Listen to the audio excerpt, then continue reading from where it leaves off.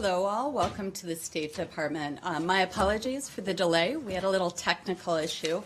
My goal is to get you guys out as soon as we can to enjoy a beautiful Washington spring day. So I have a few things at the top. First, on the April 6th referendum in the Netherlands on the EU-Ukraine Association Agreement. We believe the EU-Ukraine Association Agreement is critical to ensuring that Ukraine's leaders continue to make the needed and important reforms that will contribute to a more peaceful, democratic, prosperous, and stable continent. It will provide new economic opportunities for the Netherlands, for Ukraine, and for Europe as a whole. With its population of 46 million, a Ukraine that is bound by the rules of an association agreement is poised to become a key European trading partner. The United States and the Netherlands have worked together closely to support the people of Ukraine as they resolutely forge a more democratic and more just society inspired by Western values. Next, on Sudan. As many of you may know, Sudan has one of the highest rates of malnutrition in the world. To help address the complex emergency arising from conflict and widespread displacement in Sudan, USAID announced today that it's providing nearly $68 million in emergency food assistance. The World Food Program will deliver the assistance to help 2.5 million Sudanese, as well as refugees from South Sudan and neighboring states.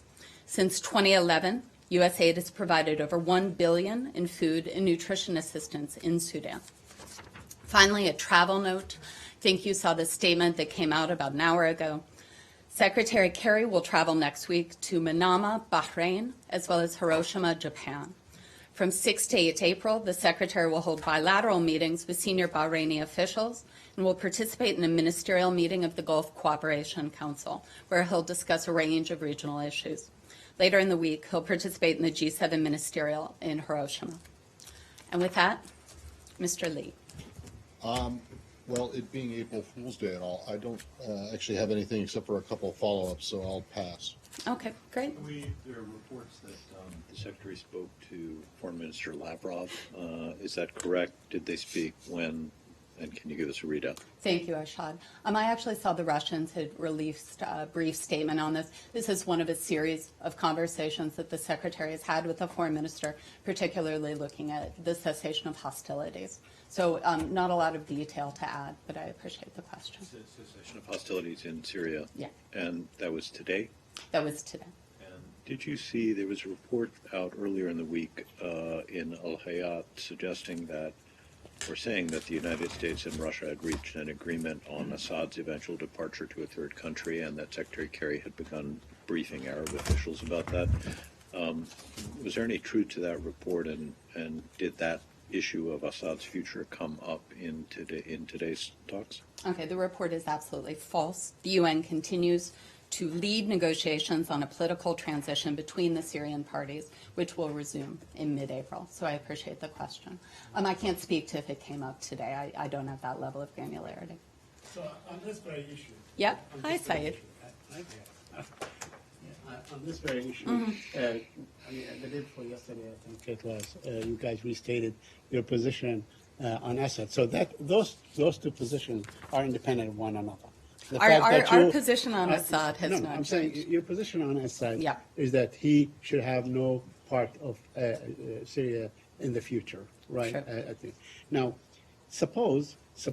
Are you asking me a hypothetical? Not a It's early in the brief to go to the hypotheticals. I tell you what, when we say suppose, it is hypothetical, but it looks more real because that's the news that is coming out of Damascus, that Mr. Assad is intent on running for elections. Now, suppose he is chosen, in a transparent election by the Syrian people, because you keep saying this should be left out to the Syrian people to determine. Suppose he's elected by the Syrian. Would you consider that to be null and void, much like they did with Hamas, let's say, in Gaza? Okay, so one, hypothetical, and I appreciate you giving me the out on that. Two, let me speak to that, okay? Our position on Assad has not changed. Assad must be transitioned out. The decisions for how that will take place must be decided in the context of the UN political negotiations that will begin in mid-April. It's important to remember all ISSG members support the transition as called for in the Geneva Communique of 2012. And that document states very clearly there must be a transitional governing body formed by mutual consent with full executive powers. So, Justin, I know. No, Oh, I I'm have a sorry. different Are we subject. staying on Syria, Samir? On Syria, Russia. Of course. Do you have a readout about the talks Under Secretary Shannon had in Moscow the last 2 days? I do. Thank you.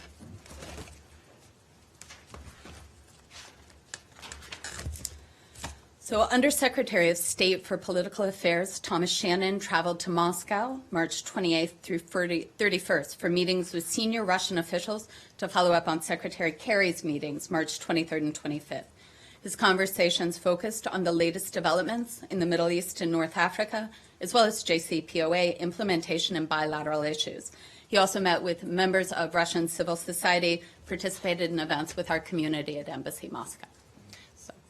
Could I just Yep, of quick course. follow-up on Syria? Yep. There's a Dutch study that showed most of foreign fighters from Europe come from France and from England, which they make their way back to Europe and, possibly do some harm, as we have seen in Brussels and so on. Do you have any comment on that? So I haven't seen that report. I can't speak to it specifically. We've talked a lot about foreign fighters here from this podium, as well as from our colleagues at the Defense Department, as well as our friends and partners and allies in Europe. Foreign fighters are a threat that we all face, and this is something the international community continues to seek to address. As you remember, this is one of the tenets of taking the fight against ISIL. So it's something we're aware of, but I can't speak to that report. I'm sorry, Saeed. Any new figures on, let's say, the number of Americans that might be fighting with ISIS? I don't have that. We can look into it. I'm not sure if it's included in that report, but why don't I take a look at the report, and if I have anything, we'll get back to you. Justin. On a different subject, Yep. Clinton's emails. Do you guys have an update on the internal review the State Department is conducting into the 22 top secret emails and whether they should have been classified at the time, whether or not they were mishandled? I do. It's a procedural update, but it is an update. As you know, in late January, the State Department announced that we intended to conduct an internal review to examine questions of classification at the time emails from former Secretary Clinton's collection were sent. In doing so, we contacted the FBI to solicit a judgment from them as to the best path forward. The FBI communicated to us that we should follow our standard practice, which is to put our internal review on hold while there is an ongoing law enforcement investigation underway. Of course, we do not want our internal review to complicate or impede the progress of their ongoing law enforcement investigation. Therefore, the State Department at this time is not moving forward with our internal review. The internal review is on hold pending completion of the FBI's work. We'll reassess next steps after the FBI's work is complete. Do you expect to help inform the FBI's investigation in any way in determining if those emails, specifically the 22, ought to have been marked classified at the time? Do you So we're expect to coordinating inform with the FBI on this. I'm not going to share any additional details on this time. This is a law enforcement matter. Okay. Sorry, I'm not sure I Yep. understand. These two review, Review I and don't- investigation. right. I don't understand how they contradict each other. Why? So it's basically, like I said, it's a procedural matter. So while the ongoing law enforcement investigation is taking place, our internal review is on hold pending the completion of that. Because we don't want to complicate the law enforcement investigation. That takes priority. Well, are the same people doing the review as they're doing the investigation? I understand that it's our standard procedure. In cases like this, if there is an ongoing law enforcement investigation, we pause. So we were communicated with the FBI in this matter. Let's just take, for example, something else. Like there was an ongoing investigation into what happened in Benghazi, and yet there was also an internal State Department review going on at the same time. I didn't see that the review wasn't stopped then. I can't speak to that. I can speak to the decision that was taken here. Well, you can say what the decision was, but I don't understand why it is that you would. So what? I don't understand why it is that you would say that your internal review would somehow complicate an FBI investigation, and I don't understand why the FBI would say that either. It doesn't sound right. So what we're saying is that the law enforcement investigation will continue. We don't want our own internal review to impede or complicate the progress on that. How Well, exactly? I'm not going to speak to that. How exactly would it or could it impede or complicate? I'm not going to speak to the details on that, Matt. I can't. If you can't say how it is, then why should I mean, why? It's a procedural matter. This is why. So the law enforcement investigation will continue. It's a procedural matter, but that doesn't mean it doesn't have to be explained. So my understanding is that the law enforcement investigation run by the FBI is continuing. Ours is on pause. It is on hold until that happens. Yes, that is the fact of what you've just said. Yeah. What I'm trying to get at is why it is that, or how it is possible that an internal State Department review of what happened with those 22 emails could possibly complicate or impede a review being done by an entirely different agency. I think it's prudence. It is the idea that there is an ongoing law enforcement investigation. As we do our internal review, we do not want to get into the complications that a law enforcement investigation, as it continues, the ramifications of that. Ours is on pause. I don't understand how an internal State Department review could possibly complicate I don't get it. How could an internal State Department review complicate an FBI investigation? Well, clearly, we believe that it's best that it's on hold. You believe that it's best on hold. We Yeah, believe. but I don't. But It's our standard process is that this is what we do. That while it's happening, do you have more questions? Well, I just. Yeah. Yeah, I mean, Yeah. the answer is far from satisfactory, I think. Go ahead, Arshad. Should the fact that you have decided to pause your review so as not to impede the FBI's investigation be taken as a sign that the administration thinks that the laws may have been broken here? I wouldn't read anything into it. It's my understanding, and I know this makes Matt unhappy, that this is a procedural matter. So the reason I'm asking this is, I think clearly somebody thinks that there may have been laws broken here because the FBI is investigating it. Now, that doesn't mean that laws were broken. It just means the FBI is trying to figure out if laws have been broken. And therefore, it seems to me to stand to reason that you're backing off on this to let Pausing. the investigation into whether laws were or were not broken proceed, correct? I can speak to process on this one. I can't speak to the details, what the overlap is. What I can say is that our standard procedure in this case is that law enforcement comes first. So once the law enforcement investigation is over, your internal review will start again? So after the law enforcement investigation ends, we'll reassess. I'm not going to prejudge any outcomes on that, and the department will take appropriate action to take a look at where we move forward on it. So how long have this review began when the State Department's So internal review? we reached out to the FBI in February. I think Kirby spoke about this from the podium in January. So the work that had begun was largely administrative, talking about And planning. when did the FBI investigation begin? You know, I can't speak to that. I'd refer you to the FBI on that. Was it before January? You know, I actually don't know. Is there a fear that the findings of internal review could contradict those of an FBI review I and won't therefore create a problem? Yeah, I'm not going to speak to that, but we are prioritizing the law enforcement investigation. When did the FBI ask you not to proceed with your review? So we reached out to them in late February. They came back to us in March. When in March? I don't have that specific date. Was it yesterday or was it like? To be honest, I don't have that granularity. Can you ask? Yep, I will. Can I change topics? Of course. Wait, hold on one second. Who was it again that was doing this internal review? It was the Bureaus of Diplomatic Security and INR. Now, does this also mean that is this the only review? The IG still got a review going on in terms of just broader practices, and that The has secretary. not stopped? It's my understanding that continues at the Why would that direction. continue if this? The IG is an independent organization. Remember, they have their own process, their own mandate.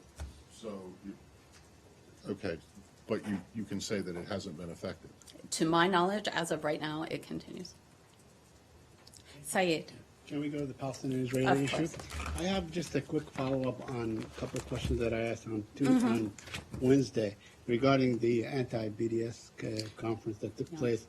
And I think the State Department confirmed that Ambassador Dan Shapiro was there. He did attend. Yeah, I wonder if you had time to look at what the speeches that took place and the statement made by Minister Katz, We did. whether that can be considered as incitement, especially in this atmosphere of, heightened tensions and so on. And- We have seen the comments. We're going to refer you to Minister Katz on that.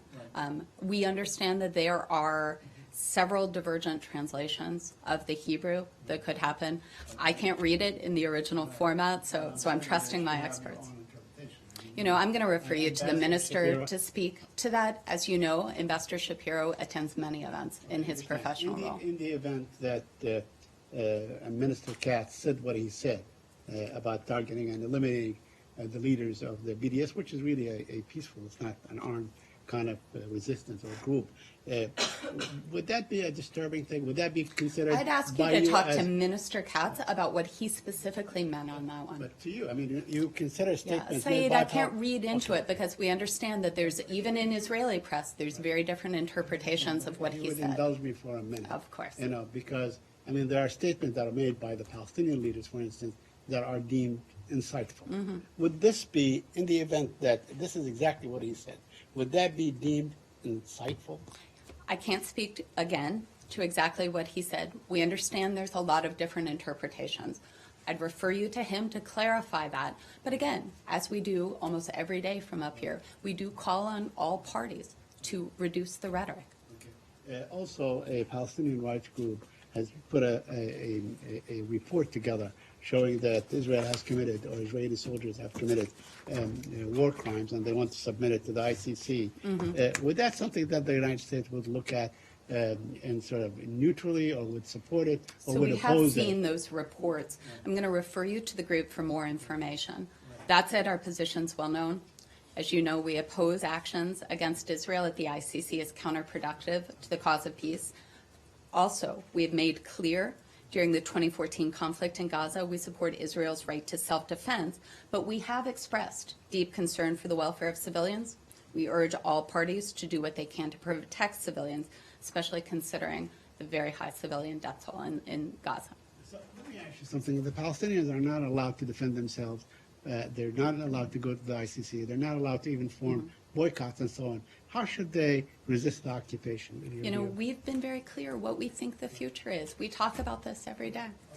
Do you have One another last one? question. I have Yep. a very last question. Bear with me. I appreciate your indulgence. No, I'm happy to talk. The Israeli occupation forces demolished a kindergarten, Yeah. last week. I wonder if you have any comment on that. Yeah, we are concerned about the demolitions undertaken by Israeli authorities that continue throughout the West Bank and East Jerusalem. These actions are indicative of a damaging trend of demolition, displacement, and land confiscation, and alongside settlement-related activity and continued construction undermine the possibility of a two-state solution. They also call into question the Israeli government's commitment to that two-state solution. Yeah, I'm sorry, one sec. Yeah.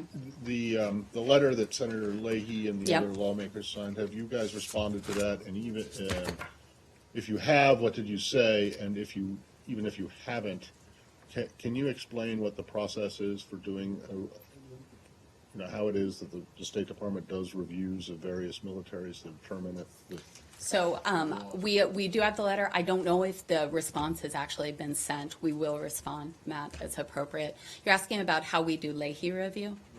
Okay, so Leahy is a huge, complicated process, as you can fully understand. Let me see what he thinks that. I don't think he thinks it's very complicated. Which And he one? wrote it. Senator Leahy. So Pretty straightforward. isn't So, it? so it's actually run by our Office of Democracy, Human Rights, and Labor, DRL. They have a team of Leahy vetters. We work with our embassies on the ground to take a look at those who are eligible for training We vet those. It's a continual process as we look, and we stay in very close communication with Congress on this. You know, I can get you more detail and the granularity on how each individual case is vetted, as well as if we've responded, in fact, to Senator Leahy's letter. That team in DRL that does that, do you know how big is it? I don't. I know that it's actually sizable and that it has increased, I believe, within the last 2 or 3 years. Yep. Yep. Yesterday, the Prime Minister of Israel, Netanyahu, was quite critical of Senator Leahy, to which Senator Leahy said this is only fair to the American taxpayer. Do you have a position on this? You don't have. Yeah, I don't. I'll leave that comment. Washington. Turkey. Yes. First of all, have you seen yesterday the footages went viral about the Turkish security officials I have. or guards were basically attacking protesters as well as journalists? So we have seen reports of the confrontations between protesters and Turkish security personnel at the Brookings Institution yesterday. As we have stated many times, we respect the right to freedom of expression and peaceful protest. Violence against peaceful protesters is totally unacceptable. As I learned today, apparently it is the State Department's Diplomatic Security Service was also there. It was actually Secret Service. It was? I was told by there that it was. No, it's Secret Service. So we would refer you there for specific details on that incident. Okay. You talk about the freedom of expression. Another part of yesterday's story was at Brookings Institution. After President Erdogan spoke, moderator Ambassador Martin Indyk said that we are not going to take questions from the journalists, basically blocking a journalist's right to ask questions. Do you have any comment? I'm going to refer you to Brookings, as that was a private event. Okay, this does not disturb you that a journalist's right I'm to not. ask being blocked? If you're asking me about what happened at a press event at a private institution, I'm going to refer you to Brookings to speak to that. I'm not sure if they've put out a statement on that. Final question. A lot of Turkish officials are here, and Monday, I believe, Foreign Minister Çavuşoğlu met with the Secretary Kerry. It has been over 2.5 years since the November 2013, last time Foreign Minister Davutoğlu was here, that Turkish and American officials took questions. Is there a new policy that you are not going to take questions from the press? No. Next. But how long is going to go? I mean, is there a limit? If No, the Turkish... I'll be honest, a lot of this, Ilhan, is really based on logistics. There is no policy that U.S. and Turkish officials will not take questions from the press. In fact, since I stand up here, and my colleagues do, taking questions from Turkish journalists, I think that question. No, I'm talking about the Turkish Officials, officials. there is no and policy. American officials. There is no policy on them. How do you decide? Was it A lot of it's timing, logistics, what happens if we have multiple back-to-back bilats, if we have multiple meetings. It's a technical question, but there is absolutely no policy. If this goes on another 20 years, should we just expect that, there's You're technical asking me questions? not only a hypothetical, but what happens in the next 20 years. This is something we understand and we fully support transparency. We stand up here every day, except yesterday, answering your questions on that. But no, there is no policy. Okay. And we are really grateful you have been very kind to answer all of our questions. The problem is about 80 million's right to know that this is very unusual. We have been here for over how many years? Turkish officials always take questions, and now we are basically blocked from asking questions to both of you, Okay. Turks and the Americans together. There is no policy. Okay. Sir, Yes, thank you. I have a follow-up question on the Leahy letter. of course. So, respectfully, one of the allegations in the Leahy letter happened 3 years ago. What is the timeline for the Secretary's response? And then secondly, did I hear you correctly? It's state that is running the investigation of whether or not human rights or gross violations of human rights Okay, occurred? so I believe Senator Leahy's letter was from February 17th. Yes, but the allegation that he detailed So happened. you're asking about a response to a letter that was sent February 17th. We'll get a response, and the Secretary, as a former senator himself, takes very seriously his obligations to maintain good relations with Congress. We will respond. And I'm sorry, your second The question? question was, it will be the State Department that will be running this investigation? Or will What, there be what an investigation? Well, I mean, how are you going to ascertain whether or not? So one of the things that Leahy does in our Leahy vetting process is that we continually stay and we review as we go. It's a rolling process, and we stay in very close coordination with Congress on that. So we will respond to the senator's letter, and there were other signers. There's an investigative process. No, that there's the- not. There Okay, is an there's- ongoing process. Senator Leahy wrote to the secretary to raise his concerns, and we will respond to that letter as appropriate. Okay. Yep, of course. Isn't this something that the people of the Netherlands should decide? And aren't you afraid to get too much involved in the whole process? Like any referendum, the decision is for the Dutch people. At the same time, we believe an association agreement is in the best interest of Ukraine, the Netherlands, and Europe as a whole. We've been very transparent on that, but it is a question for the Dutch people. Yep, So as you mentioned, Secretary Kerry will visit Hiroshima later this month. yes. Could you share more on his visit outside of the G7 foreign No, ministerial I meetings? can't. As soon as we have details on the schedule, we will share. That's what I have right now. He won't visit Peace Memorial Park. I have no details to share on his schedule, but we'll get back to you as soon as we can. Speak a little more to the significance of the visit. So he is going for the G7, for the foreign ministerial. You know, this is something that I think reflects our deep and abiding friendship with the people of Japan. I'm not going to get into sort of the details of his schedule because I just can't speak to that yet. Okay. Yes. In March, the U.S. targeted the Mosul University campus. Daesh has used the university's chemistry lab to make bombs. 2 years ago, shortly after Daesh overran Mosul, Iraq told the UN that the terrorists seized nearly 40 kilograms, and that is 88 pounds, of uranium compounds that were kept at the Mosul University. Do you know if the nuclear materials seized by Daesh at the University of Mosul were affected by the recent U.S. strikes? Okay, so we're aware of that report. I don't have details to share at this time. We've been concerned by ISIL's use of chemical weapons in both Syria and Iraq. We continue to work with partners to mitigate this threat. The Pentagon has spoken to this. The coalition has conducted targeted strikes against suspected ISIL chemical weapons facilities, including around Mosul. We'll continue to do that as targets are identified. As we speak, though, to ISIL's responsibility, I think, which is really sort of the more significant issue, we believe ISIL was responsible for the sulfur mustard attack in Maria, Syria, on August 21st, 2015, largely based on photographic evidence and the Syrian opposition's description of that event.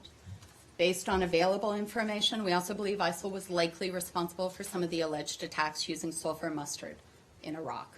Any use by ISIL of chemical weapons is a continuation of its extensive record of gross violations of human rights, as well as its blatant disregard for international law.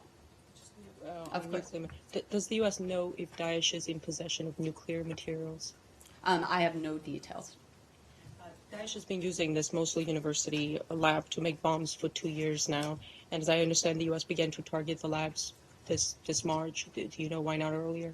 I can't speak for that. For operational stuff, you know, we'll send you across the river. Sir, in the back. Referendum. Of course. You've talked about the importance of the Ukraine agreement and the possibilities, the opportunities that it offers for all parties involved. What are your concerns when the people of one of the major participants, the Netherlands, in this agreement will vote against? What kind of signal do you feel that that will send to Europe and, for that matter, maybe even Russia and the United States? So we welcome you to the briefing. We would call that a hypothetical question. You're asking me to forecast a vote that has not yet happened, which is April 6th. You know, as I said in our topper, we believe that this is the best for Europe as a whole. I'm not going to get ahead of the Dutch people's vote. As I said to your colleague, this is a decision for the Dutch people. However, we've made our views known. You brought it up with a reason today. What do you feel are the dangers that there are of consequences? Let's not get ahead of the vote. Okay. Yeah. We think that this referendum is important for the people of Ukraine as well as Europe as a whole. You know, the Netherlands has been very supportive of Ukraine as they continue their process to build on reforms, to build on a basis of Western values. And one last I have one on. I know you saw the story that we did yesterday on the security gaps in the I did. Consular Consolidated Database, as it's known. The vulnerabilities that were detected, can you say if they have all been fixed? What I can say is, let's start, and thanks for the question, and we appreciate your reaching out to us on this story. You know, we believe that the Consular Consolidated Database, like any database in the world, especially here at the State Department, is something that we look at very closely. You know, any database anywhere in the world is a vulnerability. However, the Consular Consolidated Database is constantly monitored, assessed. We constantly do work to assess any concerns that we have. I'd also like to point out that there is no evidence that a cybersecurity incident has occurred pertaining to the Consular Consolidated Database. This is an ongoing process, and as threats are, not threats, as vulnerabilities are identified, they're addressed. So, okay, so are there vulnerabilities that have been addressed and fixed, or are you just saying because it's a database, it has vulnerabilities that can never be fixed? I'm saying that the department constantly monitors, tests, and implements upgrades in order to improve our defenses against constant, ever-evolving cyber threats. You know, this is something we take very seriously, Justin, and it's something that we address on a rolling basis. So you're not denying then that There's vulnerabilities. were detected and that they were addressed. You're What not I'm denying saying that. is that there's vulnerabilities in any database in the world. Thank you. But again, to my question, Yeah. about- I'm not, to this, to you won't speak specifically to this. to any vulnerabilities that have been addressed. We are constantly monitoring this. This is an enormous database, and as you know, we've spoken about cybersecurity from the State Department, exhaustively, frankly. It's something we take seriously. It's something we'll continue to address. And can you say if the Secretary was ever briefed on these I vulnerabilities? can't. I can't. You know, he speaks about cybersecurity.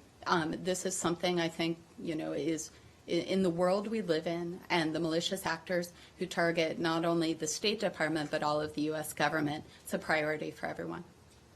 Can I Matt? go back to the email thing for just Yeah, 1 second? I'm not sure if I'll have much for you. No, I just want to make sure I can read my notes correctly. Did you say that the FBI specifically asked you to pause the internal review? So the FBI communicated to us that we should follow our standard practice, which is to put internal review on hold while there is an ongoing law enforcement investigation. We reached out to them. They responded. And so that standard practice, that standard procedure, you apply in all cases where there's a law enforcement investigation? I can't say in all cases, but I do know it's our standard practice. Well, then, if it's their standard practice, then... I'm not saying there's not exceptions. I just can't speak to that level, but All criminal investigations. In other words, every now and then we hear about State Department employees who are arrested or accused of various things, criminal, often with visas and things like that. You're saying that internal reviews of their circumstances are put on hold pending whatever criminal what I'm saying is investigation is yes. going on? Standard practice is that we always prioritize law enforcement investigations and then our internal reviews. In every case. But you are not saying that the FBI said, stop, or... No, they said Pause. follow your practice. Okay. Thanks, guys.